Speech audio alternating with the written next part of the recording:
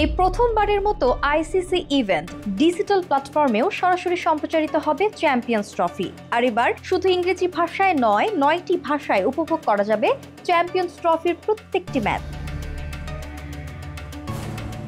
বাংলা, হিন্দি, মারাঠি, তামিল, তেলেগু, কন্নড় এবং আরও বিভিন্ন ভাষায় খেলা দেখতে পারবে সমর্থকরা, যেখানে ক্রিকেট আর ভাষার মধ্যে কোনো বাধা থাকবে না।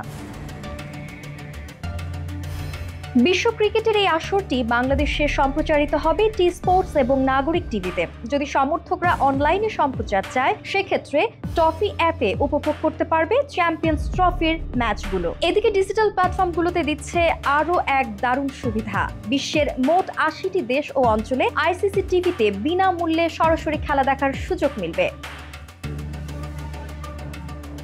ভারতের স্টার চ্যানেল এবং নেটওয়ার্ক 18, পাকিস্তানের পিটিভি এবং 10 স্পোর্ট এবং যুক্তরাজ্যে স্কাই স্পোর্টস থেকে সব দেখা যাবে চ্যাম্পিয়ন্স ট্রফির ম্যাচগুলো।